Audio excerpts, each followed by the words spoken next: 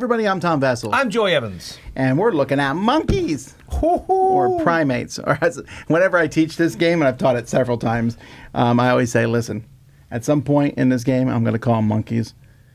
And don't correct you? Don't correct me. Yes. I know they're not all monkeys. Yes. Monkeys are a subspecies of primates. Yes. And anyway, that's what happens. Anyway, but also, they're my favorite animal to go see at the zoo. 100%. They're my favorite animal to want to own, but never actually own. I agree. It's that sort of thing where I've read about it and everyone says it's a terrible idea. Yes. And you read through and you read why it's a terrible idea and you go, I get it. But you And then someone says, would you like a pet monkey? And you're like, I would. 100%. I would. We've seen Planet of the Apes. We know where that ends up. Yeah. But this is Primates. And when I first saw this, I was like, it's Monkey Wingspan. Yes. Yes. But it's not. This game here, basically, they're calling it an evolutionary board game in which you're tracing the evolution of 100 different primates. Sort of. You'll forget about the theme pretty much into it. Yeah. Let me show you how it plays, and we'll be right back. The game is run by a bunch of environment cards, which you don't have to use these, but you can put round cards between them because you'll turn over one of these at the end of every player's turn. So for a 4-player game, there's 8 rounds, and then you'll turn over one of these at the end of each player's turn. And on a player's turn, they have 3 choices. One, they can roll 3 dice, and these dice go from 1 to 3, and then they'll assign each of these die to a different one of their primates here. So I might move this one 1, this one 2, and this one 3. You can also pick one primate, roll 2 dice, and move them the total of those. Double ones isn't great, but that is what I got. And then the third option is you can move nobody, rest, and instead take one of these cards on the side of the board. These cards are going to be worth points at the end of the game. They have some information on them. And then also this says 6 if you have the most or a tie for the most hearts at the end of the game. This one here is 4 points, and then if you have these very specific primate species, you'll get 2 points for each one. And there's things like that. Some give you specific actions. Now, at the end of a player's turn, they are going to be turning over a card like this, which might refresh all the bonus cards, but often will put food in a very specific spot. This puts a green food at C5. If you ever land on a space with food, you get to collect that food. Why are you collecting food? Because if you ever land on one of these spots here, these extinct spots, you can get an extinct monkey. Like this one here, the Gigantopithecus is at H6. So if I went to H6 and I can turn in this amount of food, I will keep this card, which is worth 15 points. So that's how you get extinct primates. When a player's monkey or primate gets to the top of one of these rows, they're going to be collecting the primate that's there. These extant primates, not extinct, are worth a certain amount of points. They also give you a special ability card. So this one says Grooming Claw. So I just look through this pile until I find Grooming Claw. I'll take this card and it's a one-time use. This basically lets me refresh the bonus cards, the cards over here, and I can refresh them a second time on the same turn if I wish. Sometimes they give me cards, like if I got this card here, I would get Leaping. In fact, all the ones in this line give Leaping, which says when you move a primate, you can ignore other primates. So if I'm here and I'm moving 3, it'll be 1, 2, 3 up there. And there's lots of cards that will let you do various things. So for example, this one here gives Tail Twining. Says when you take a rest action, discard an additional ability card to move up on a heart track. Some things are going to let you move up on this heart track, which is how happy your primates are. And that's basically it. Once you move up here and take your card, you restart and go again. The game will end after a certain number of turns as more food comes on the board. You'll get points from your bonus cards. You'll get points from the different primates that you've collected up here. You'll get points for your extinct primates that you've gotten. Whenever one's gotten, we draw a card, and then this will move to the new spot. So it moves over here for you to collect. And then also you get a point for every food you have left over, including this wild nectar food that you might possibly get, and where your hearts are. And whoever has the most points is the winner.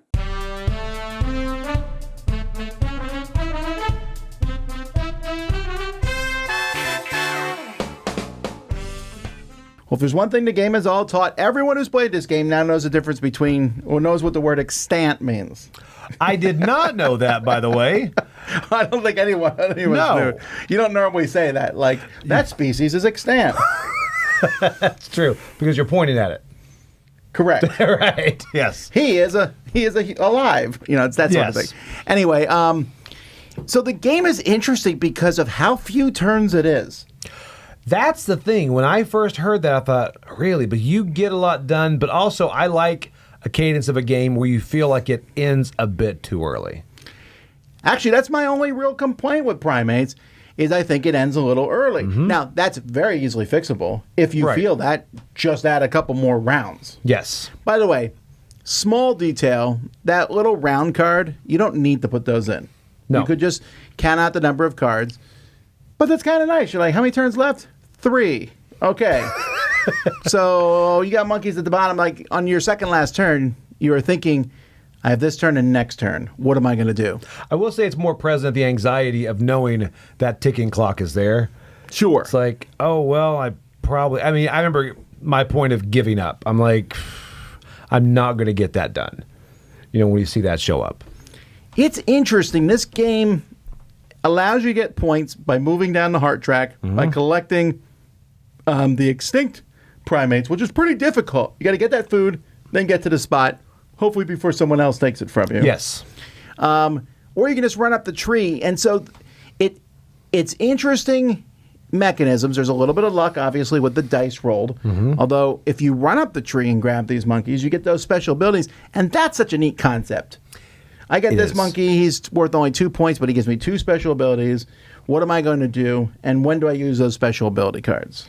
I think that's where it really shines, is getting those monkeys, and the fact that if you miss out, the one underneath it could be just as good or better. That's the thing. So you want to time as you get everything. And then getting the bonus cards, you're not moving anything, but a bonus card is always worth points. Everything's worth points in this game. Yep. And probably if you looked at it under a microscope, you might say this is better than I don't know. But Right. you're going to get points no matter what you do. But there's also the joy of having your own little collection of primates. I don't know why I got it a feels... gorilla. Yes. And I did learn a lot by reading these. I will say that. I didn't know all these species existed. I did not know. I would think 2 were the same ones. I probably would have argued with you about it. Still does. Still do. Yeah, 100%. Component quality is incredibly good. Yep. This is I think this company's, it's one of their first games, if not their first, and it looks like one of the big companies did it. I'm very impressed with how the game looks. It's fast to set up. It is. And the art, it's a nice product. It is, and it feels like it's upper family weight. I guess maybe family, but the fact there are so many tracks, so many decisions, puts it to that upper level for me. But that being said, I would say that it's pretty basic in many ways, to the point where it's not as complex as Wingspan.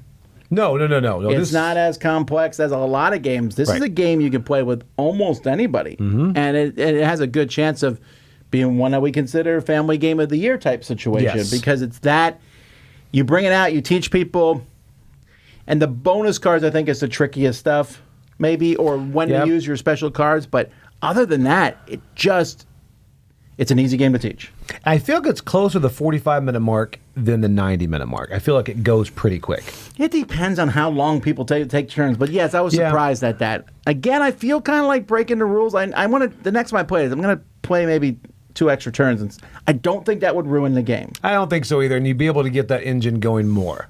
Yeah. So what would you give it? So I'm actually coming in. I do enjoy this as a family. I love the whole fact that it's simple. You're rolling dice, moving up tracks, the decision which ones. I'm coming in at 7.5 on this. I enjoy this. I think it's a good family-style game. Again, I think there's a lot of decision space in there, but I think this is great. I love the artwork on it. It looks good and just feels good. It's a very light to mid game. I agree with everything you said there. I'm giving it an 8. Mostly, I think the extra 0.5 is because I really like monkeys so much. They're pretty awesome. But it also, I played this with pretty die-hard gamers Yes. who really liked it.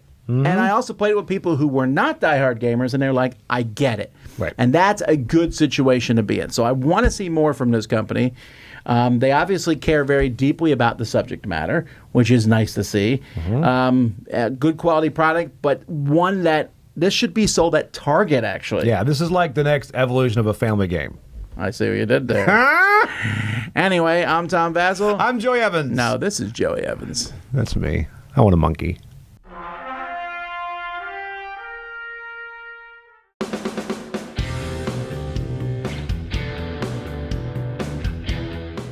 Hey everybody, thanks for watching this video. If you like this review or whatever you just watched, wasn't it amazing? Check out our channel, Dice Tower.